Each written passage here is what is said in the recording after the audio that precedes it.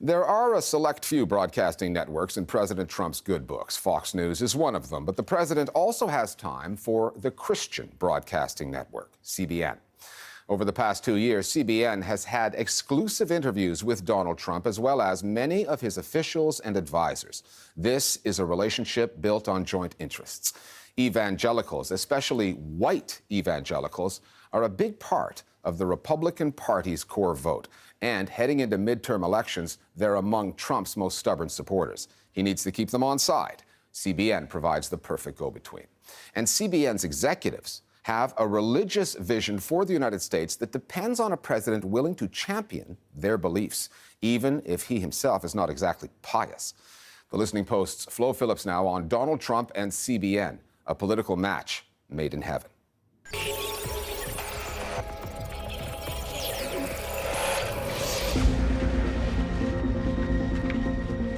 Good afternoon, everyone. Thanks for coming out to our first official briefing here in the Brady room. January 23rd, 2017, the first White House press conference of the Trump administration. Question number 1 goes to Daniel Halper, New York Post. The second question, Jennifer Wishon. who? Where? Jennifer Wishon. Not a name from CNN or CBS. She's CBN, the Christian Broadcasting Network.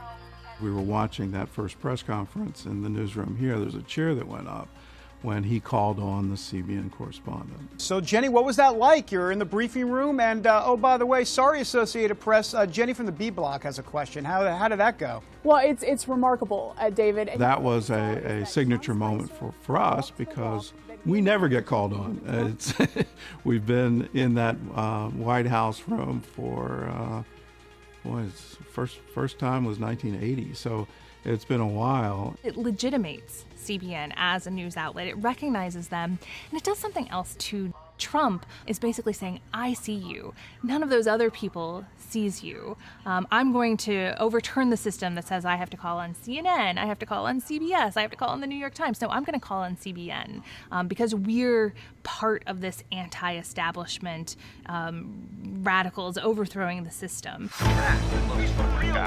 Compared to giants like CNN, MSNBC, and Fox News, CBN's news division is small scale, but it plays a very specific, strategic role, shaping the political interests and voting behavior of many evangelical Americans.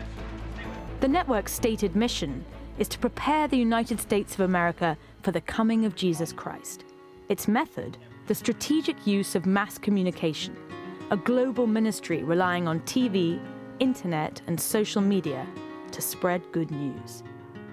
According to the network's CEO, CBN's flagship show, The 700 Club, gets roughly 500,000 to 600,000 US viewers a day. Not exactly the more than 3 million viewers Sean Hannity gets every night on Fox News. But that content is then translated and transmitted around the globe, hitting a monthly reach of up to 15 million.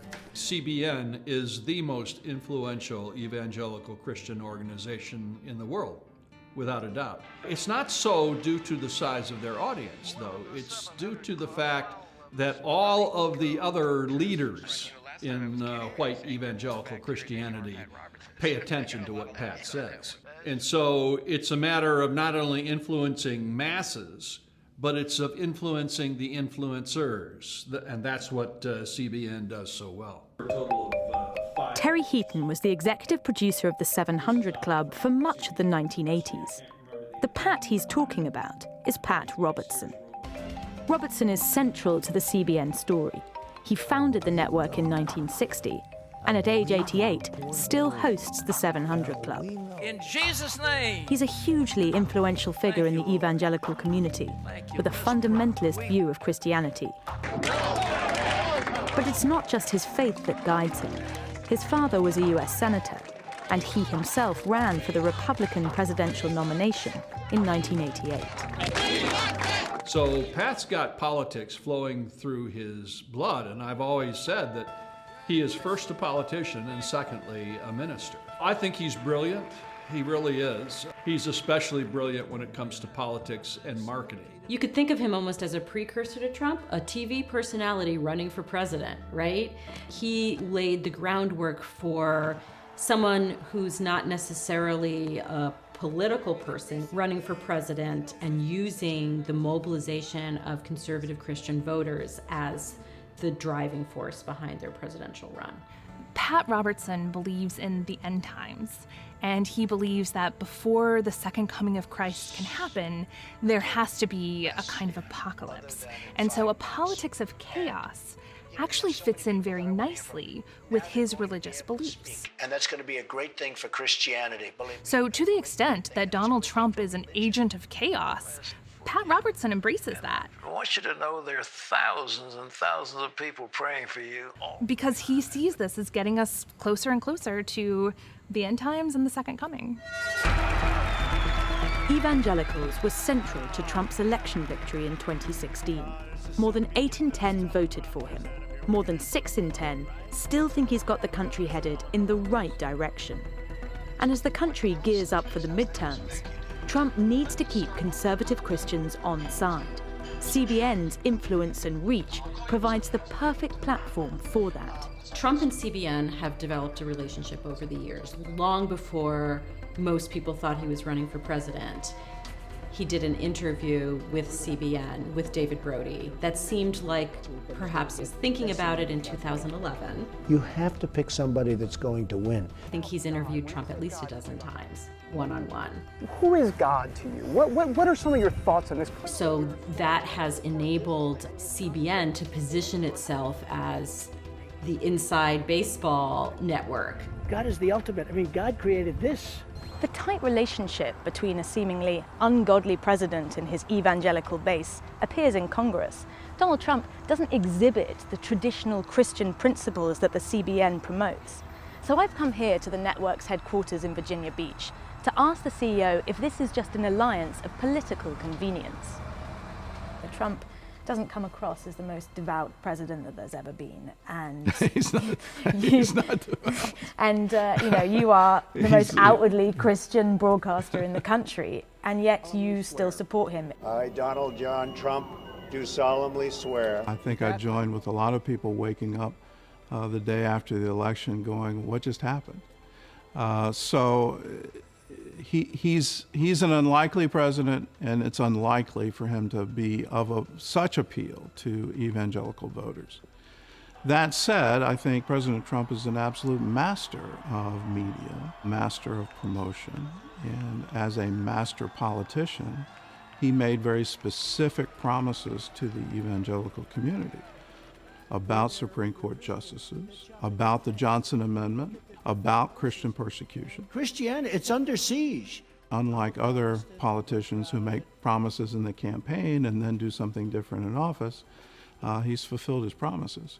He's come through. A lot of what white evangelicals have had to do since Trump appeared on the scene is to figure out kind of how he fits in their theology and in their religious commitments. The office is so powerful that you need God even more. A CBN interview says Donald Trump cares about you. Nobody's done more for Christians or evangelicals or frankly religion than I have. He's going to sit down and talk to us, even though he won't talk to the Washington Post or the New York Times or to CBS. So Donald Trump values you. You will continue to believe in Donald Trump because Trump believes in you. Trump may value CBN, and CBN may value the access it gets. But that doesn't mean there's any value in the news it's producing. And that's coming from someone who should know. 10 years before Fox News came on the scene, we wrote the playbook for conservative news. We called it TV news with a different spirit. And all it was an attempt to insert conservative propaganda into the news. I am convinced this is a nation under God. In the end, right-wing news is only propaganda. It's not news. There's no attempt to be unbiased. And I think it's gone so far now that the public isn't aware of that, but that's still what we created. Blame me. I'm the one who has is saying, I don't want to play gotcha journalism. I think there's plenty of place in the news space today where you're going to hear that other side. What is missing, I think, in the landscape is, well, what is it that they're really trying to say? What is that unedited version? That unedited version is what CBN audiences have been hearing around the clock for the past month. We are so excited to introduce the CBN News Channel. News from a Christian perspective, 24 hours a day, 7 days a week. The Gospel of Trump, 24/7.